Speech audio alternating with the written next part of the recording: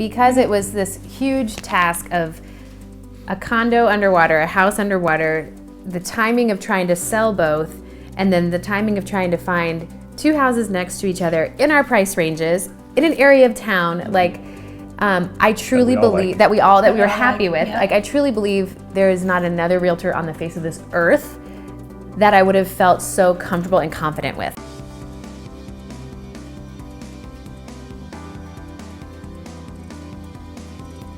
Well, Scott and I were friends first because we're older than It's true. Yeah. Plus we knew each other from high school youth group. Yeah. over 20 years. Yeah. And then we met in college probably 15 years ago, right?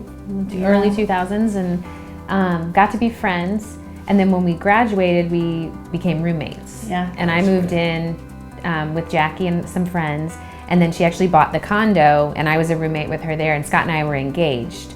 And Jackie was a bridesmaid in our wedding, and Richard was a groomsman. And after the wedding, Richard was like, Scott, tell me about that Jackie girl. And we were like, go for it. Yeah.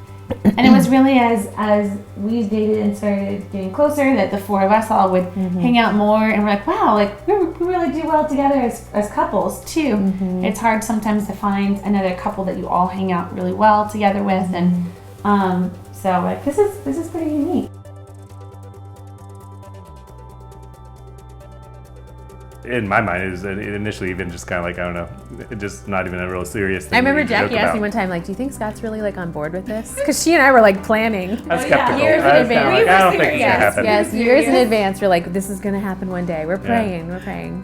I didn't have that much. I think it's the fact that from the beginning he took it more serious almost at that point than we did, and he had a plan. I thought it would just be like I said, call me again. You know, we'll see. Yeah. But no, he was like, well, hey, if you guys really want to do it, then here's what we need to do. A, B, C, D, E, you know, and laid it out for us. And to me, that was the first time I was like, whoa, this guy's like, he actually wants to do this for us. And that was huge, that he had the belief and took it serious enough from the very beginning. And we weren't buying or selling $1 million houses either. Yeah. But I did feel like that was the type of service we received. I know. You know, because several times I was like, our houses are on the lower end of things. We don't have a big budget. Like they're working so hard for us, and it's not like it's a huge commission here, you know. Jackie and I were here first with Kelly, and we looked at our house, and when we walked in, we both started crying. And we were like, what is this? And that house was empty. It was vacant because it had been flipped and remodeled, or, you know, whatever.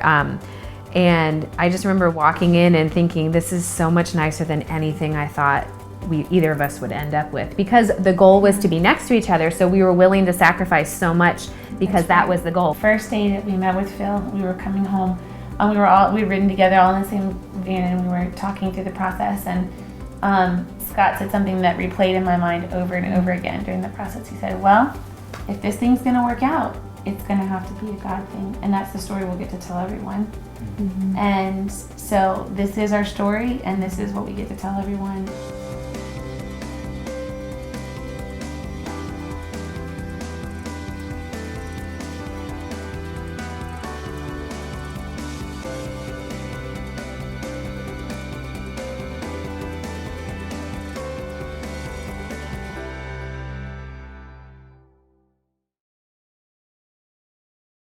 The Aitken Team, bringing you home. Yes, that's it. That's it, right? That's not what he was singing. Okay. Now you know. Okay.